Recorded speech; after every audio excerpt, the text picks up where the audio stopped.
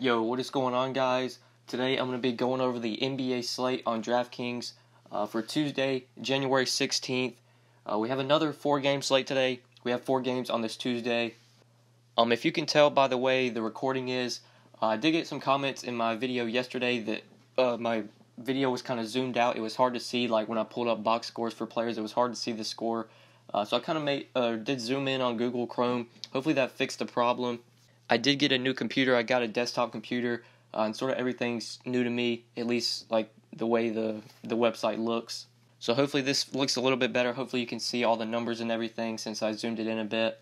But yeah, guys, before we get started looking at today's 4-game slate, make sure you guys drop a like on the video, and if you're new to the channel, be sure you hit that subscribe button. I do upload these videos daily, so you're going to want to make sure you're subscribed, so that way you'll never miss out on any of my new uploads.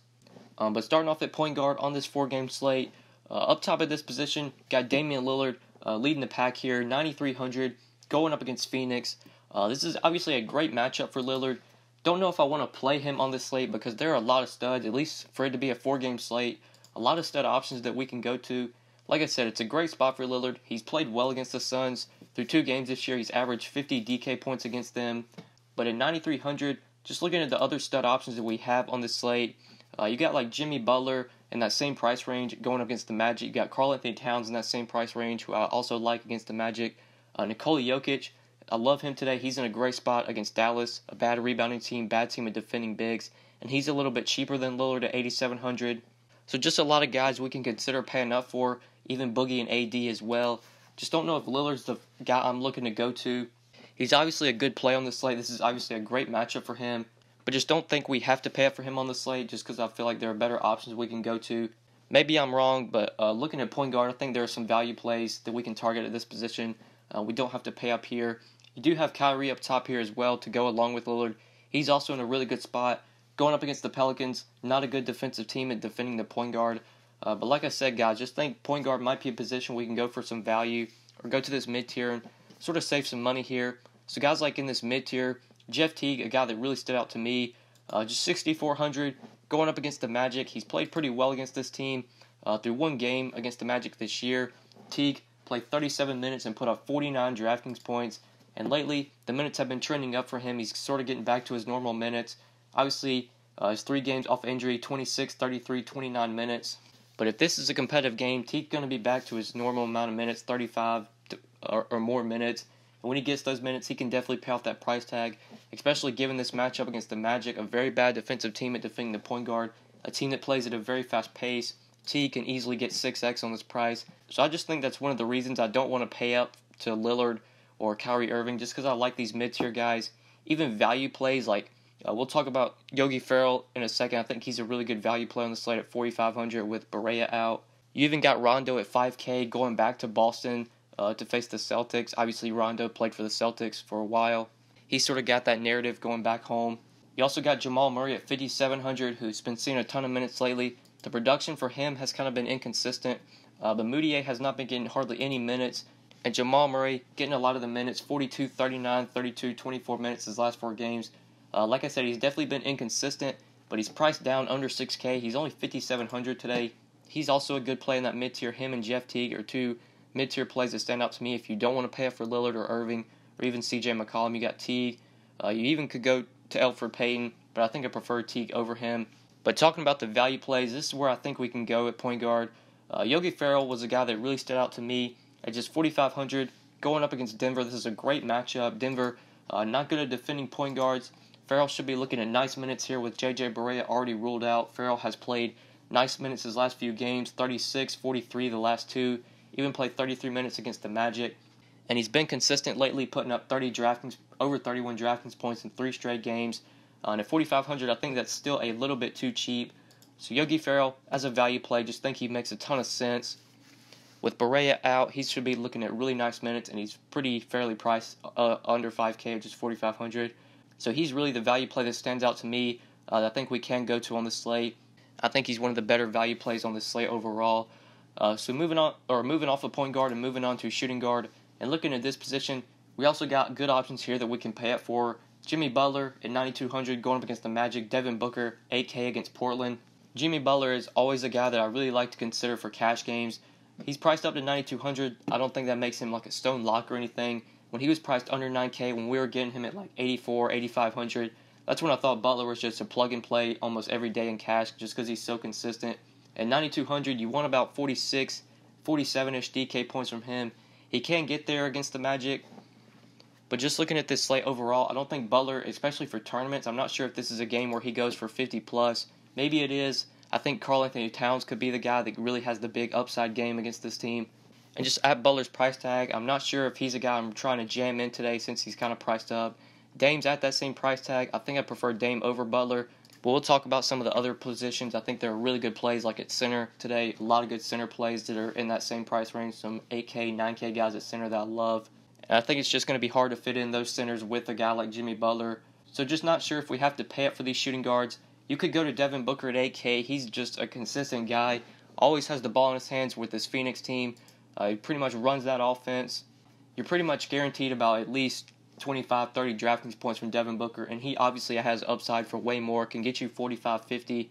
Not the best matchup against Portland, but Booker is just 8K today. If you're playing him in like a cash game format, you really only need like 40 DraftKings points. He can get there, but against Portland, sort of a tough matchup. Definitely a fast-paced game, but not the best matchup for Booker.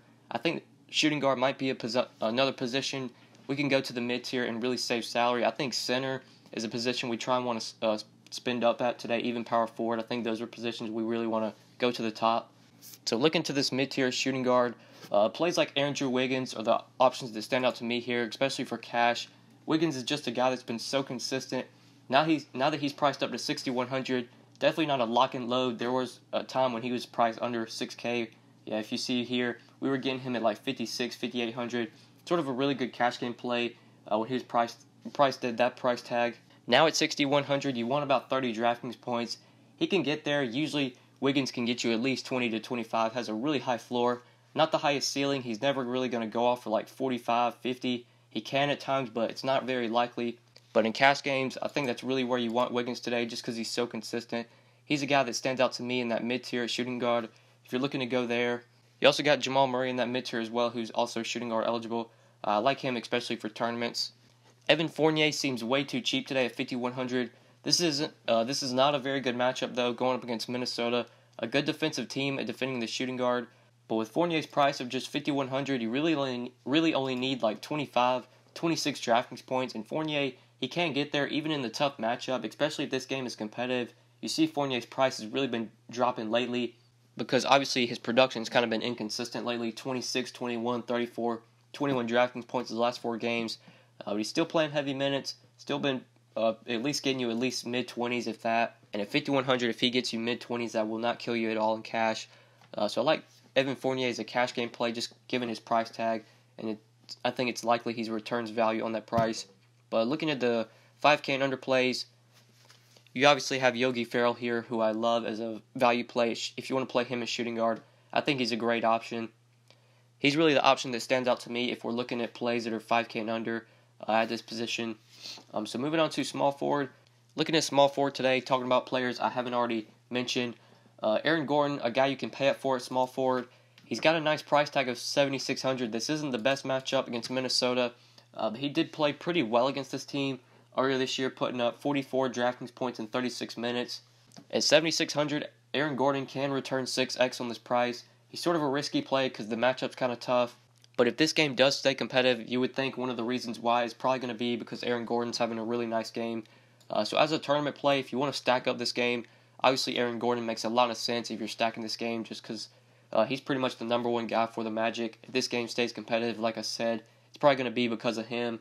But in cash games, I'm not sure if he's the guy I want, even though he's got a really nice price of 7,600. Small forward might be another position. We can go to the mid-tier. If you want to play Wiggins at 6,100, you can play him here. Harrison Barnes, always a cash game play, even though he's priced up near 7K. I think we can still consider him in cash just because how consistent he is. Trey Lyles at 5,500. You want to go to him in this mid-tier. He's another guy that's just been so consistent lately. Didn't have that good of a game against San Antonio his last game. If you mark off that game, Lyles has consistently been getting in mid-20s with upside for more. Has some 30 burgers in there, even 42 against Utah. So as another sort of safe play with a high floor and somewhat of a ceiling, Trey Lyles at small forward at 5,500, that mid-range. Like him there. You got Fournier there at 5,100 as well, who I think you can go to. And then trying to find guys that are sub 5K that we can consider as small forward. Al-Farouq Aminu as a value play. Really like him here, just 4,700. Great matchup going up against the Suns. He's been solid against this team through 2 games. He's averaged 26 DraftKings points against the Suns in 28 minutes he's averaged. He's been pretty inconsistent lately. You look at his last 4 games, just 25, 10, 41, and 17 DraftKings points. But he's still seeing nice minutes. He only played 21 minutes against Minnesota. But before that game, 35 minutes against the Pelicans, 33 against Houston, 31 against OKC. If he's going to play 25 to 30 minutes against the Suns, he can easily get 25, close to 30 DK points and return value on this cheap salary. So Aminu as a cheap play, even Dragon Bender if you want to go to him with Marquise Chris questionable. Bender has been starting lately. I know he had a couple nice games. I know he had a stinker in his last one. Yeah, against the Pacers, he only put up 4 DraftKings points.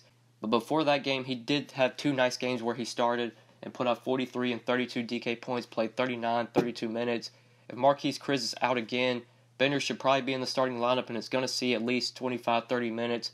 So he is another guy we can consider as a cheap play, small forward if we want to go to him. But those are the small forward plays, at least looking for value, the options that stand out to me. So moving on to power forward, you obviously have Boogie and Anthony Davis up top here, 10-5, 10-2, going up against Boston. We all know how good Boston is defensively, but I'm not really sure how they're going to plan on defending these guys. Obviously, Horford will match up with one of them, but I'm not sure who they're going to put on Anthony Davis, whether it be Jason Tatum or even they put Aron Baynes on him. This could definitely be a spot where one of these guys really has a nice game. It's going to be hard to pick who. They are priced fairly similar. I usually prefer Boogie when they're priced similarly. Anthony Davis is the one, though, that's been having the nice games lately. I know he had like 48 and 17 the other day against the Knicks. But when there's just a $300 difference, I'm always going to prefer Cousins. Not sure if I'm trying to jam these guys in on this slate just because I like a lot of the 8K, 9K guys. But for tournaments, a 4-game slate, you really have to consider these guys, Boogie and AD. Even if you fade them in cash, it is going to feel pretty risky on a short slate. But I think there are other options that we can go to that we'll talk about later. So looking at other plays at power forward, you got Al Horford at 7,400, who's going to play a ton of minutes here. They're going to need him to guard Boogie and AD. He's one of their big guys with size. Horford is. Aron Baynes as well. Baynes could be a value play. We'll talk about him in a second. But Al Horford is 7,400. If you want to go to that mid tier, I think he's a play. In this 5K range, you got Bismack Biyombo, who is a guy I really like today in this mid tier. This is a great matchup for him going up against Minnesota, against Karl Anthony Towns. We all know Towns is not a good defender. Biyombo should be looking at nice minutes here. They're going to need him defensively to guard Towns. They're going to need a guy with size on Towns. So I would be very surprised if Biyombo doesn't play at least 25, close to 30 minutes. And when this guy gets minutes, he can easily get you a double-double. Will rack up some blocks as well. Put up 50 DraftKings points his last game against Washington. So he's shown a lot of upside. When he's gotten the minutes, he's shown a floor as well. Just an all-around good play. He's still fairly priced at just 5,600. So Biyombo in that mid-tier is a guy I think we can go to. And then the value plays at power forward are really the plays that I've said before, like Bender, Aminu. I think those are the guys that we really want to target at this position if we're trying to go cheap. So moving on to center and looking at center today, I think this is a position we are definitely going to want to pay up at. I think we're probably going to be playing 2 centers on this slate. At least I feel like I am. Just because of a lot of good plays here. You got Karl Anthony Towns against the Magic. You got Nikola Jokic priced under 9K going up against Dallas. Even Jusuf Nurkic at just 6,700 against the Suns. Just a lot of good all-around plays at center. Starting off with Towns, this is obviously a great spot for him. The Magic play at a fast pace. They're not good at defending the center. And we know Towns has a ton of upside. Obviously at 9,500, you're going to need a big game from him to really return value on this salary, but he can definitely get there. This could be one of his big games where he goes off for 45, 50 DraftKings points. But at 9,500, I think I want to take the savings off of him and roll with a guy like Nikola Jokic. Just 8,700, priced under 9K. I've said this before. Whenever Jokic is priced under 9K, always a guy I'd like to consider. The dude just has so much upside. He has triple-double upside, which is not what you really see from your center. Not a lot of centers can post a triple-double. But Jokic is one of them. Did put up a triple-double on January 8th against Golden State. 63 DraftKings points that game. Nearly had another one the other day against San Antonio, putting up 49 DK points with just 3 assists and 1 rebound shy of a triple-double. And this is a great matchup for him, going up against a Dallas team that can't defend centers, that can't rebound. Jokic should totally be able to dominate in this game. Love him on the slate. Definitely a guy I'm trying to force into lineups today. especially since he's priced under 9K and it's just 8,700. But if you do want to save a little bit of salary at center, you definitely have good mid-tier plays. You got Yusuf Nurkic at 6,700 and a great spot against Phoenix. I think he's a good mid-tier play. You got Biyombo as well. If you want to play him at center at 5,600, him and Nurkic are two guys that stand out to me in that mid-range if you're not trying to pay up. And you even have value plays that you can consider as well. TYSON Chandler, as long as we can confirm that he's going to be in the starting lineup, I think he's always a guy you can consider when he's going to start. He usually plays mid-20s, close to 30 minutes when he's in the starting lineup, and he's going to get you close to a double-double, if not get the double-double. Has pretty much shown a 20-point floor when he's gotten minutes this year. So at 4,500, if we can confirm he's going to start, I think he's a good value play on the slate. And then the last guy I want to mention is ARON Baynes at 3,800. I think Baynes could be looking at some minutes here. Will be interesting to see who the Celtics start in this game if they decide to start Baynes at power forward. Like I said at the beginning, I think they're going to need guys with size on Anthony Davis and DeMarcus Cousins. And Baynes is one of their bigger guys. He has started games this year at power forward alongside Horford. So at 3,800 as a cheap value play, as sort of a sneaky play. This is one of the first games on the slate, so we should have the Celtics starting lineup before lock. Baynes could be looking at mid-20s in minutes, and at just 3,800 as a cheap option at center. Definitely like him here. But I think that's pretty much it for center today, guys. I think that's pretty much it for this video. Thank you guys so much for watching. I do really appreciate it. If you enjoyed the video, make sure you give it a like. Just hit the like button. And if you're new to the channel and you haven't subscribed yet, make sure you click that subscribe button as well. If you have any questions, feel free to hit me up on Twitter at the DFS_GOAT, or just leave a comment down below and I'll try and get back to you as soon as I can. But yeah, guys, I think that's pretty much it. Thank you so much for watching, and good luck tonight. Peace.